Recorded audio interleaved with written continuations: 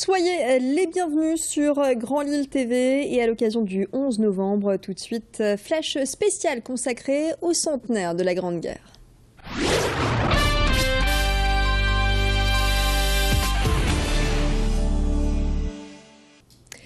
Et pour débuter, retour sur une visite survenue à Bailleul, celle de l'ambassadeur d'Australie. Le diplomate a souhaité se rendre sur la tombe du premier soldat australien mort pendant la Première Guerre mondiale, le soldat Beatty, décédé au combat à l'âge de 27 ans. Une visite qui rentre dans le cadre du centenaire de la Grande Guerre et plus généralement du devoir de mémoire. À Bailleul, 5000 soldats étrangers sont morts pendant ce conflit, des Australiens mais aussi des Anglais ou encore des Néo-Zélandais. Des soldats morts à plusieurs dizaines de kilomètres et même plusieurs dizaines de milliers de kilomètres de chez eux pour certains d'entre eux.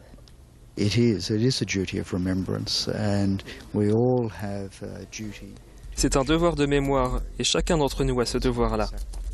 Il faut se souvenir de tous ces Australiens qui sont venus assurer la sécurité de la France, sauver la France et l'Europe. Pour moi, penser à ces 46 000 Australiens qui ont perdu leur vie sur une population de 5 millions à l'époque, c'est extrêmement important. Et nous devons nous en souvenir pour l'avenir et les générations à venir.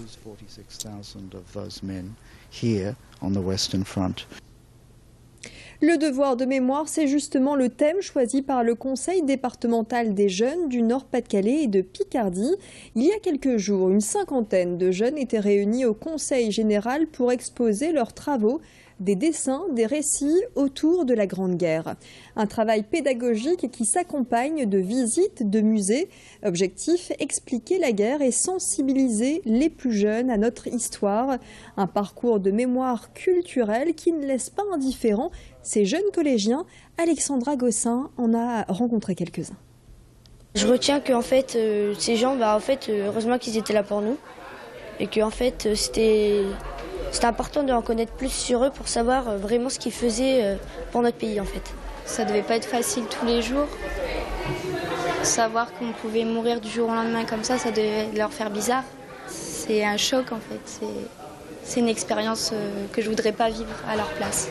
Cette guerre, elle est un peu oubliée par notre génération parce que c'est pas un ancêtre qu'on a connu qui a participé forcément. Et donc c'est important de rappeler tout ça à cette jeune génération parce que ces histoires nous touchent tous. Tous, nous avons quelqu'un dans notre famille, nous avons tous une histoire à propos de cette guerre. Le centenaire de la Grande Guerre peut aussi donner lieu à la créativité. À Roubaix, par exemple, un glacier a spécialement concocté un gâteau hommage, un gâteau glacé réalisé sur la base d'une esquisse dessinée par une artiste, et ce pour l'association Art Expo à Villeneuve-d'Ascq. L'occasion de commémorer le centenaire de la guerre, mais aussi de démontrer le savoir-faire d'artisans. Tanguy Lécluse a voulu en savoir plus sur la description de ce gâteau. La base verte, si vous voulez, c'est les pâturages, donc avec toute l'histoire qui a pu s'y dérouler. Puis en même temps, vous avez les coquelicots qui sont posés sur le pâturage. Et ce gâteau s'appelle la fleur des champs. Donc c'est un hommage à cette grande histoire, à ces hommes qui nous ont permis d'être libres aujourd'hui. Et donc c'est vraiment un travail technique parce que les pâtissiers, ils ont dû prendre la forme du coquelicot, le couper, le dessiner. Donc c'est vraiment la liberté, l'air, l'espace.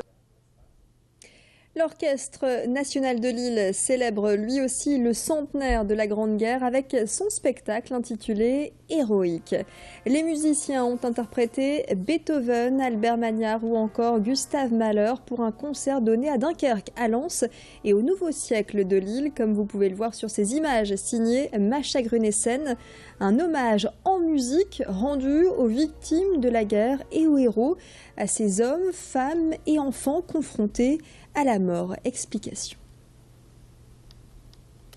Entendre la guerre, cela veut dire un bruit épouvantable, parce que la guerre ça fait beaucoup de bruit, et en même temps toutes sortes de façons d'humaniser ce bruit, que ce soit par la musique dite classique, par les chants, par les sifflements, avec l'idée que de toute façon on ne peut pas rendre le bruit. Le bruit de la guerre est atroce, mais en revanche on peut essayer de l'humaniser en faisant des sons qui eux sont des beaux sons qui disent son amour, qui disent son patriotisme, qui disent aussi très souvent, parce que la guerre ça tue, son deuil.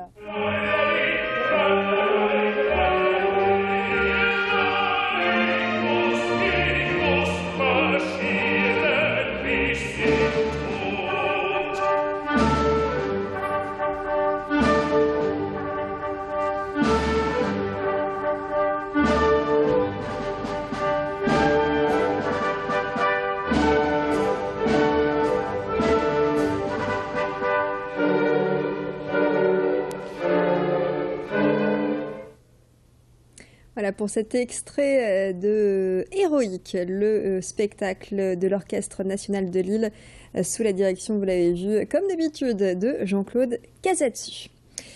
Fin de ce flash spécialement concocté à l'occasion de ce 11 novembre. Dans quelques instants, retrouvez les prévisions météo et puis d'autres reportages préparés par l'ensemble de la rédaction de Grand Lille TV. Je vous souhaite de passer un excellent moment.